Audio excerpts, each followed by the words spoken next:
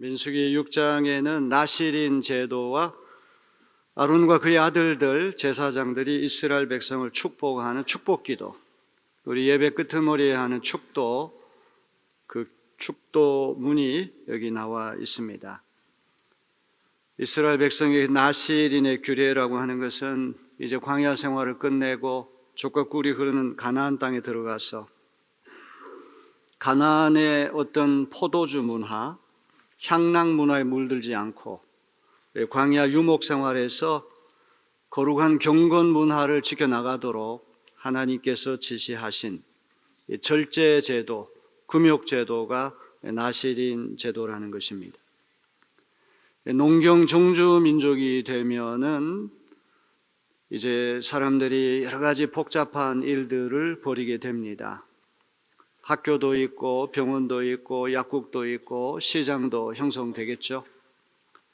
그런가 하면 또 유흥업소, 나이트클럽, 술집 이런 것들도 독버섯처럼 사방에 생겨날 수가 있습니다. 유목생활이라고 하는 것은 유랑생활이고 광야는 버림받은 땅입니다. 지평선만 막막한 그런 땅입니다.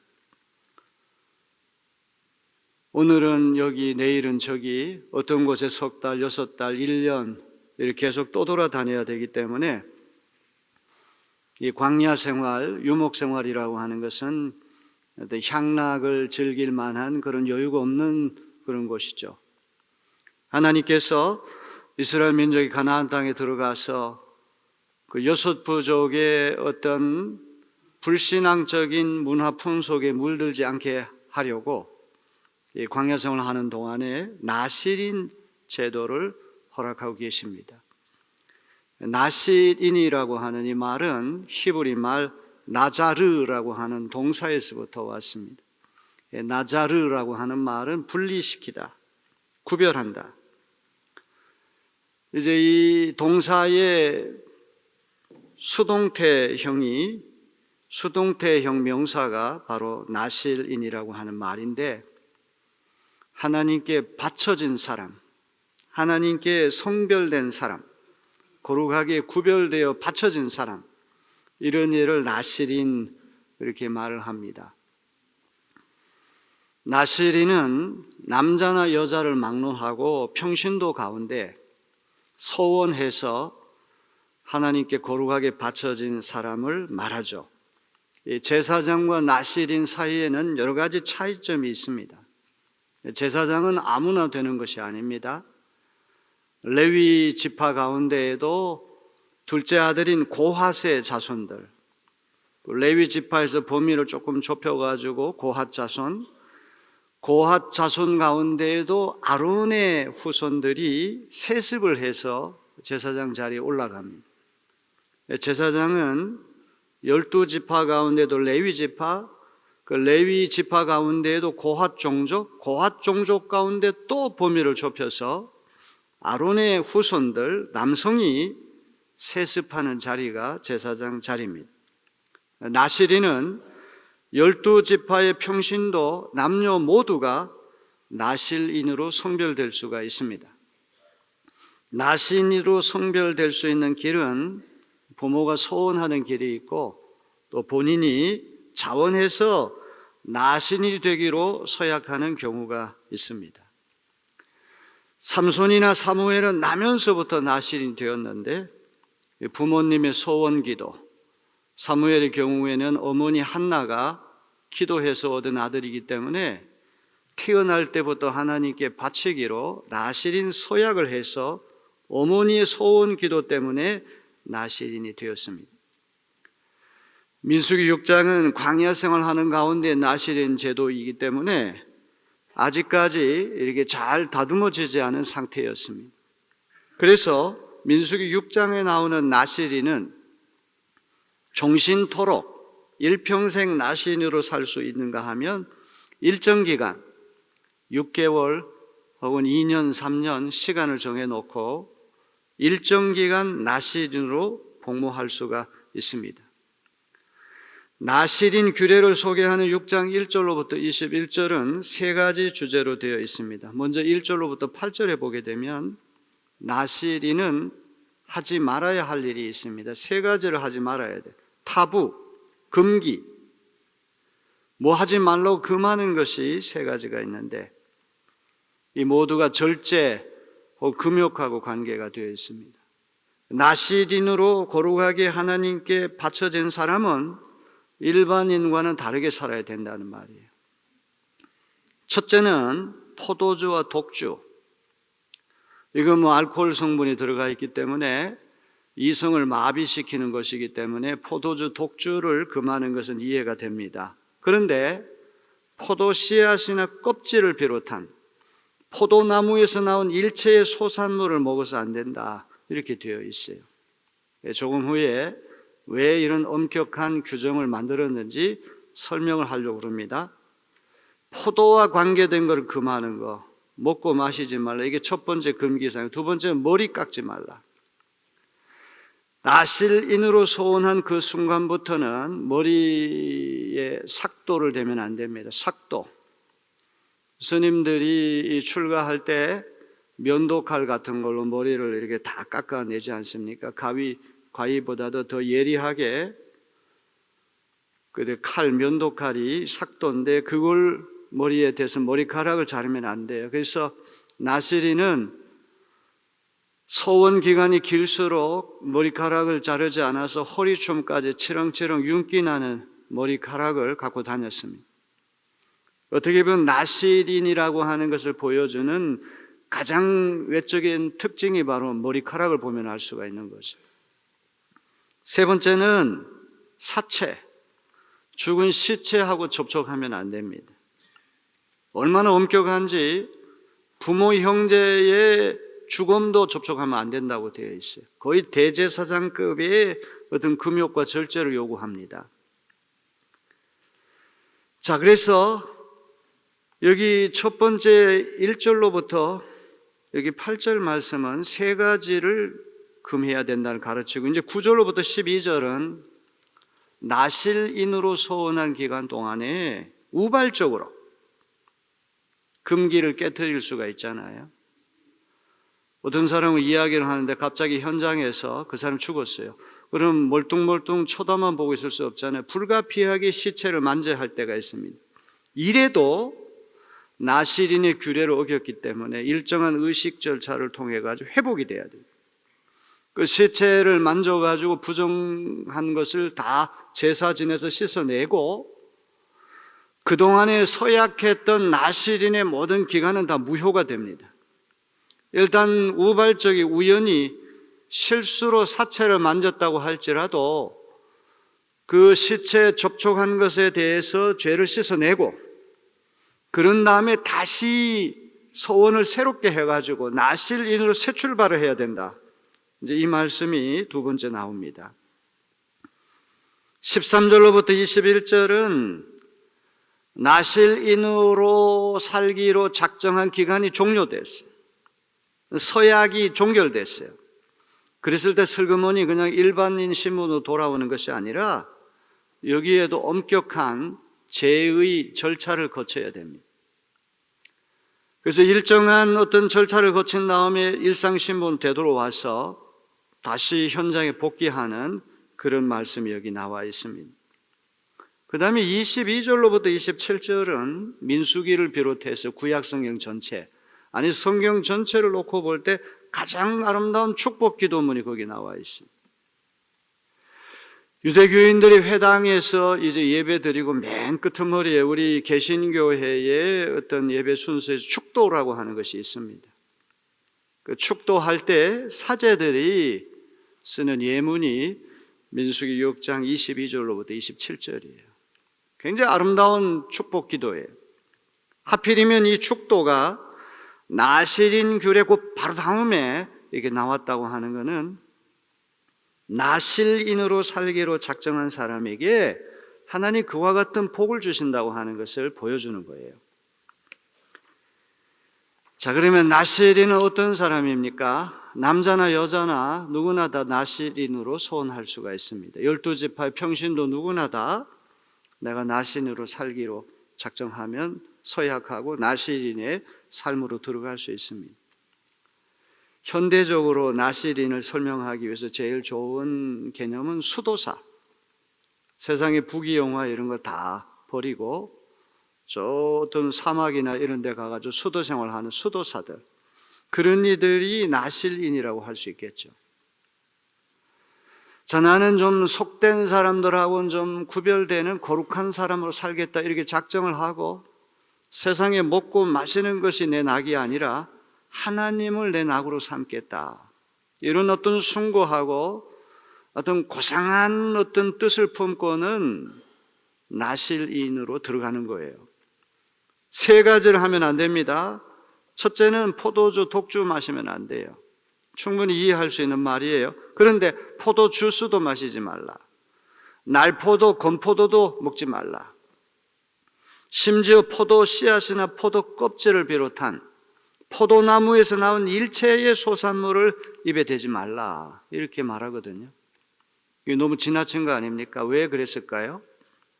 이거는 아까 초두에도 제가 말씀드렸던 것처럼 이 사막에서의 어떤 유목생활하고 이제 가나안 땅에 들어가게 되면 여섯 부족이 터잡아 살면서 재래적으로 내려오는 가나안 문화 풍속이 있어요. 그건 향락 문화예요. 쾌락 문화예요. 지중해 연안에 있는 포도원에서 자라나는 이 포도알은 주먹만큼 탐스럽고 일조량을 풍부히 받아가지고 자라나기 때문에 질이나 맛이 세계 최고의 포도주, 이런 극상품이 나온다는 그런 말이에요. 알이 굵고 당도가 높고 세계 최고의 극상품 포도가 여기서부터 나오는 거예요. 단순히 포도주나 독주뿐만 아니라 포도 주스나 날포도, 건포도, 씨앗, 껍질, 포도와 관계되는 것을 일체 금한다고 하는 말은 이제 가나안 농경 문화가 포도주를 탐하고 포도에서부터 나오는 먹는 문화, 식탐 문화, 세상의 어떤 향락 문화, 쾌락 문화, 이걸 이야기한다고 그러면 나실인은 그런 세상 즐거움에 빠지면 안 된다는 그런 말이죠. 세상 즐거움을 멀리하고 쾌락 문화, 향락 문화의 거리를 두고 하나님을 낙으로 삼아라, 이런 이야기예요. 두 번째로, 나실인은 소원 기간 내내 삭도로 머리를 밀면 안 됩니다. 삼손이 나실인 아닙니까? 그는 머리를 치렁치렁 길렀던 사람이죠. 들릴라라고 하는 블레셋 기생에게 넘어가가지고 괴력이 어디서부터 나오냐고 자꾸 묻는데 비결을 얘기 안 했습니다. 마침내 넘어가가지고 내 괴력의 비결은 이 머리카락에서 나온다. 이 머리를 삭도로 미니까 삼손이 힘이 다 빠졌다는 이야기가 성경에 나와요. 사사기에 나와요. 머리카락은 인간의 신체 기관 가운데 계속 자라나는 특징이 있어요. 사람이 죽으면 잠시 동안 계속 머리는 자란다고 하는 말이 있습니다. 머리카락은 생명의 힘을 상징하는 것이죠. 삼손의 괴력이 그의 윤기 나는 치렁치렁한 머리카락에서 나왔다면 나실인이 길게 늘어뜨린 머리카락이야말로 나실인과 보통 사람을 구별시키는 특징이라고 볼 수 있습니다. 제사장이 머리에 관을 두를 때 저 제사장이구나, 대사장의 특권과 영광을 보여주듯이 어깨까지 허리춤까지 치렁치렁 내려오는 윤기 나는 머리카락은 나실인의 특권과 영광을 상징하는 아주 중요한 표시입니다. 나실인의 서약 기간이 종료됐습니다. 이제 나실인 상태에서 일반인으로 복귀해야 됩니다. 그럴 때 이제 머리카락을 깎아요. 그래서 머리카락을 깎아가지고 그 제물을 하나님 앞에 번제물로 바친 그 불 위에 얹어서 머리카락을 함께 태우도록 되어 있어요. 머리카락은 나실인이 정체성을 유지하는 대단히 중요한 외적인 표시가 되었다는 것을 기억해야 됩니다. 오늘 신약 성경을 두 군데를 읽었습니다. 사도행전 18장 18절하고 고린도후서 13장 13절을 읽었어요. 흥미롭게도 18장 18절, 13장 13절. 장수하고 구절수가 똑같아요. 우연의 일치치고는 너무 놀랍지 않습니까? 사도행전 18장 18절에 보게 되면 사도 바울이 고린도 사역을 마치고 이제 떠나게 됐어요. 고린도에서부터 동남쪽으로 남동쪽으로 한 11km쯤 떨어진 곳에 외항이 있어요. 겐그레아라고 하는 곳에 외항이 있어요. 지중해 여행하는 사람들은 다 거기 가서 배 타고 왔다 갔다 해야 되거든요. 거기 가서 소원한 것이 있었는데 머리를 깎았다, 이런 말이 나와요. 이게 무슨 얘기입니까? 바울이 고린도에 들어갈 때 내가 나실인으로 거룩하게 성별돼서 하나님께 바쳐진 사람 돼야 되겠다, 이렇게 작정하고 들어갔다는 말이에요. 18개월, 1년 6개월 동안 고린도에 사역해가지고 초대교회에서 가장 유명한 교회인 고린도 교회가 세워지지 않았습니까? 그 고린도 사역을 시작하러 들어갔을 때 내가 나실인으로서 살아야 되겠다. 머리를 길렀다는 말. 18개월 동안의 고린도 사역이 완료되었을 때 이제 나실인 소원이 끝났다는 걸 보여주는 것이 갱그레아에서 머리카락을 깎았다는 그런 말이죠. 자, 나실인은 세 번째로 죽음에 접촉하면 안 됩니다. 사체는 부정한 것으로 여겨졌기 때문에 제사장은 물론이고 일반 백성도 사체에 접촉하면 부정해집니다. 대제사장은 자기 부모가 죽었을 때에도 시신을 접촉하면 안 됩니다. 몸이 부정해진다고 믿었거든요.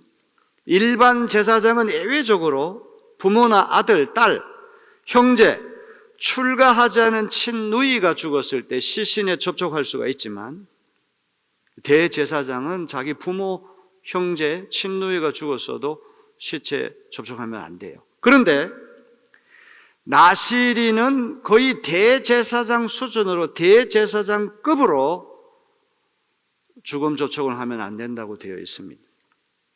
민수기 6장 6절로부터 8절을 제가 세 번역으로 한번 읽어봅니다. 그는 나 주에게 헌신하기로 한 그 모든 기간에는 죽은 사람에게 가까이 가서도 안 된다. 아버지나 어머니나 형제나 누이가 죽었을 때라도 그들의 죽음에 가까이 하여 몸을 더럽혀서는 안 된다. 하나님께 헌신하는 표를 그 머리에 지니고 있기 때문이다. 나실 사람으로 헌신하는 그 모든 기간에는 그는 나 주에게 거룩하게 구별된 사람이다. 여기 재미있는 것이 고의가 아니에요. 실수로 시신을 접촉했다고 할지라도 그거는 머리카락에 뭔가 거룩성을 훼손한 것이기 때문에 나중에 이 실수로 시신에 접촉하더라도 제사 의식을 통해서 죄를 씻어내야 돼요. 그 머리카락을 밀도록 그렇게 되어 있어요.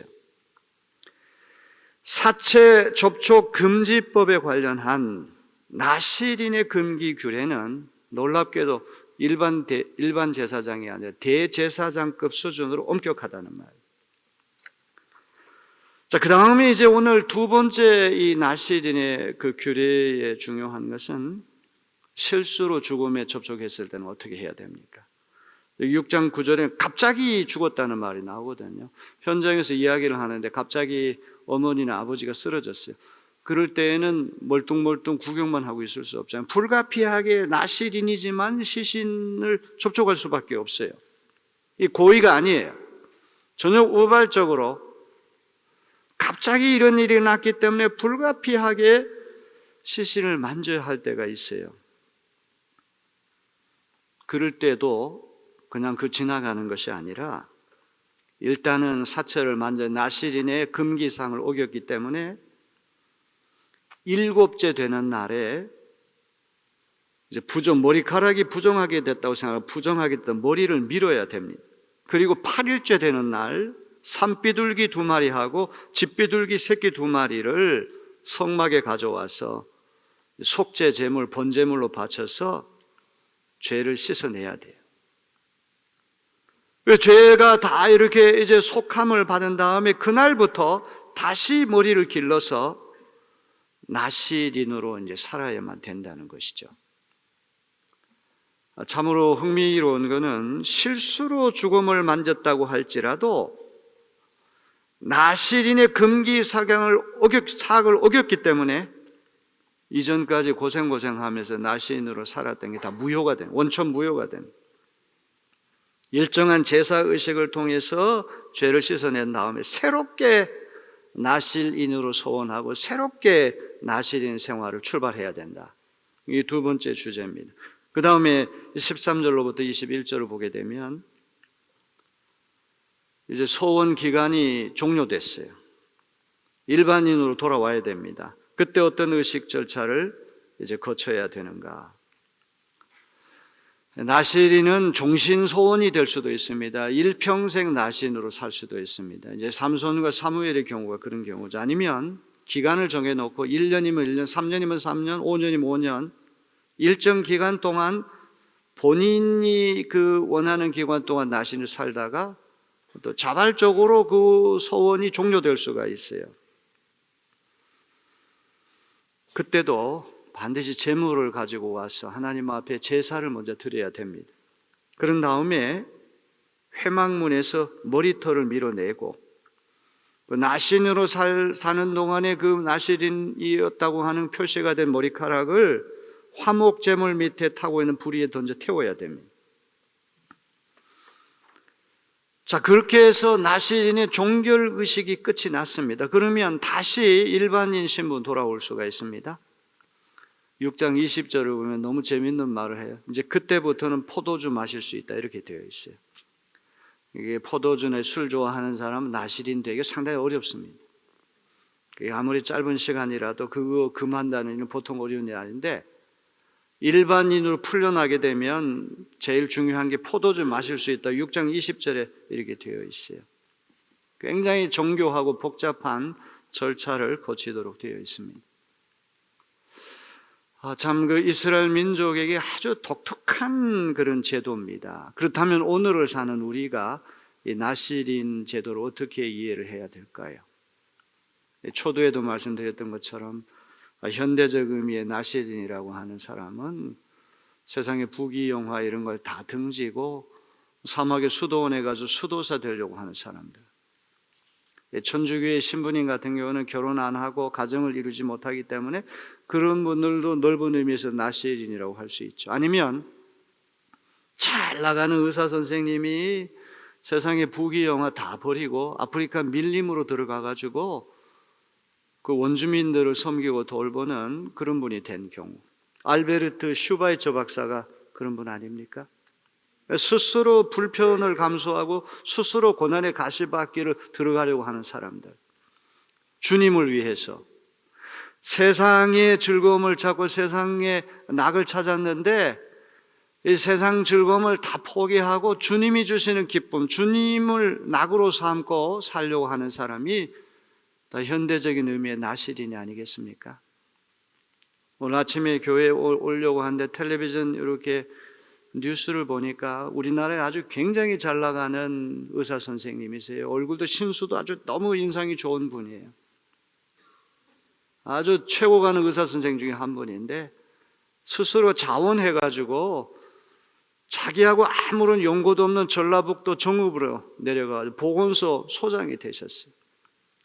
다 지방에는 의사들이 잘 안 간다고 그러죠. 다 수도권으로 집중한다는 얘기 아닙니까? 그런데 그분이 자원해서 가가지고 그 농촌 지역에 있는 분들을 얼마나 정성을 다해 잘 이렇게 치료하고 돌봐주는지 그분이 재미있는 말이에요. 대개는 환자가 오면은 의사 선생님이 환자한테 건강하세요 이렇게 덕담을 하는데 거꾸로 지역 주민들이 원장님 건강하셔야 돼요. 건강 잃어버리고 딴 데 가면 안 되니까 건강하셔야라고 그렇게 얘기를 자기가 웃는다는 그런 말. 그런 분들이 나실인이 아닐까요? 다 돈 버는데 환장이 되고 출세하는데 환장이 되고 뭐 하는데 환장이 되고 완전히 세속 문화에 물들어가지고 오늘날 나실인으로 소원하는 사람은 천년 기념물이라고 할 만큼 찾아보기 어려운 시대가 됐어요. 그런데 뭐 굳이 어렵게 생각할 필요 없이 야, 사순절 기간만이라도 내가 나신으로 좀 살아야 되겠다 하면 내가 좋아하는 것들을 하나님 앞에 약속하고 포기하는 거예요. 예를 들면 유튜브, 무슨 트로트니 오만 자극적이고 선정적인 가짜 뉴스들이 인터넷 바다에 떠돌아다니잖아요. 10중 8구는 다 거짓말이에요. 다 가짜예요. 제목을 먼저 과격하게 해야죠. 뭐가 있나 해서 들어가 보는데 전부 다 거짓말이에요. 근데 사람들이 너무 그런데 잘 속아 넘어가고 극단적으로 얘기를 해야 됩니다. 그렇지 않고는 이 자극을 받기가 어렵다는 말 아닙니까? 사순절 기간만이라도 김은규 목사님의 CBS 성서학당만 보고 딴 거는 내가 좀 다 내려놓고 좀 안 하겠다. 맨날 이게 스마트폰만 들여다보고 눈을 다 이게 내가 헤쳤는데 이제 좀 사순절만이라도 내가 그거 안 하겠다. 사순절만이라도 내가 특별 새벽 기도만큼은 내가 좀 교회 현장에 와서 내가 예배해야 되겠다. 이게 현대적인 의미의 나시린 소원이 아니고 무엇이겠습니까? 옛날 사람들 그렇게 엄격한 거 우리 그거 못하더라도 몇 가지만. 내가 술을 너무 좋아하는데 내가 술을 좀 끊어야 돼. 내 건강 생각해요. 야, 이 담배라고 하는 거 내가 참 끊기 어려운데 내가 담배 끊어야 돼. 그 나시린의 서약이라고 볼 수 있는 거죠. 세상에 어떤 즐거움을 주는 낙을 주는 것들을 끊고자 하고 약속을 하고 이제 우리 몸이 걸어다니는 성전이라고 그렇게 얘기를 했는데 이 성전이 정화되고 성전이 깨끗해져야 되지 않습니까? 이스라엘 백성이 얼마나 예민합니까? 먹는 음식까지도 우리 몸을 더럽힐 수 있다고 그러고 부정한 거 접촉하는 것까지도 이렇게 부정해질 수 있다고 생각해서 이런 금기사항들을 말하는 거 아닙니까? 현대적인 의미의 나실린이라고 하는 것은 우리 생각하기에 따라가지고 다양한 게 있을 거예요. 이제 사순절이 이게 종료될 날이 얼마 남지 않았는데 사순절 기간만이라도 내가 좋아하는 거, 세상에 낙으로 삼았던 거 좀 포기하고 멀리하고 십자가 달신 주님을 바라보면서 주님을 낙으로 삼을 수만 있다면 그 사람이 현대적 의미의 나실인이 아니고 누구겠습니까? 자, 이제 22절로부터 27절 축도로 넘어갑니다. 민수기뿐만 아니라 구약성경 전체, 신구약 전체에서 가장 잘 알려진 축도죠. 오늘날 우리 목사님들이 예배 끄트머리 축도합니다. 이제 고린도후서 13장 13절이 가장 완성된 형태, 정교한 형태의 축도문이거든요. 구약 시대의 축도문이 바로 이 민수기 6장 22절로부터 27절이에요. 아주 간결하고 아주 압축적이고 아주 상징적이고 아주 시적인 형태로 되어 있어요. 여기 제사장의 축도의 골자는 24절로부터 26절 세 구절입니다. 우리 24절에 보니까 여호와는 내게 복을 주시고 너를 지키시기를 원하며 이렇게 되어 있어요. 25절에 여호와는 그의 얼굴을 내게 비추사 은혜 베푸시기를 원하며 26절은 여호와는 그 얼굴을 내게로 향하여 드사 평강 주시기를 원하노라 이렇게 되어 있어요. 여기 세 구절의 첫 번째 부분은 하나님께서 이스라엘 백성을 향하여 움직여 나가시는 걸 얘기해요. 하나님께서 이스라엘 백성에 복을 주시기에 나아갑니다. 하나님께서 얼굴을 들어가지고 환하게 비춰주세요. 하나님께서 하나님의 얼굴을 이스라엘 백성에 들어서 이렇게 나갑니다. 그 다음에 나오는 부분은 결과예요. 하나님이 복을 주시려고 다가가실 때 이스라엘 백성을 지켜주신다는 거예요. 하나님 우리를 지켜주시는 거 얼마나 귀한 복입니까? 악으로부터 우리를 지켜주시고 환난으로부터 우리를 막아주시고 하나님 주신 축복이에요. 두 번째, 하나님이 햇빛과 같은 환한 얼굴을 우리에게 비추셔서 은혜를 베푸신다는 거죠. 장수하는 은혜, 건강하는 은혜, 자녀들이 잘 되고 어떤 물질적으로 형통하고 이런 것들. 구약에서의 복이라고 하는 것은 이게 추상적인 게 아니에요. 아주 구체적으로 손에 잡히는 복이에요. 우리 어둠이라고 하는 거는 항상 수치스러운 거죠. 어둠이라는 건 숨는 거고 죄악을 상징하는 것이고 절망을 상징하는 것입니다. 이 백주대낮에 햇살이 환하게 부서질 때 그 환한 햇살에 우리 얼굴을 이렇게 비춘다고 하는 거 얼마나 아름다운 일입니까? 하나님께서 그 광채 나는 빛나는 얼굴을 우리에게 비춰주셔서 은혜를 베풀어 주신다는 거예요. 26절은 이제 움직임이 점점점 이렇게 강도가 세지는데 하나님 마침내 그 얼굴을 우리 쪽으로 향하여 드셔서 평강을 주신다 이렇게 되어 있어요. 이 축복 기도의 절정과 요약이 평강 주시는 거예요. 자식이 아무리 잘 되고 돈 아무리 벌고 아무리 권세 높고 아무리 인기 높고 아무리 장수하고 세상 일이 아무리 잘 된다고 할지라도 그 평강이 없는 거라고 한다면 아무 의미가 없는 거예요. 가난해도 좋아요. 실패해도 좋아요. 질병에 걸려도 좋아요. 알 수 없는 평강이 나를 휘어잡을 때 그게 최고의 복이 아닙니까? 샬롬. 여기 축복 기도의 절정과 요약은 하나님께서 얼굴을 이스라엘 백성에 향하여 드셔서 평강 주시기를 원하노라. 에루샬롬, 에루살렘이라고 하는 말이 City of Peace, 평화의 도시라고 하는 말이거든요. 근데 세계에서 가장 평화가 없는 곳입니다.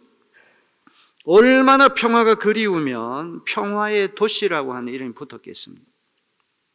이스라엘 민족의 오배 불망 가장 원하는 소원은 평강입니다. 우리 마음의 평화가 깨지면 자기 이름 석자도 손이 이렇게 떨려가지고 못 써요. 찻잔도 부들부들 손이 떨려가지고 물방울이 튑니다.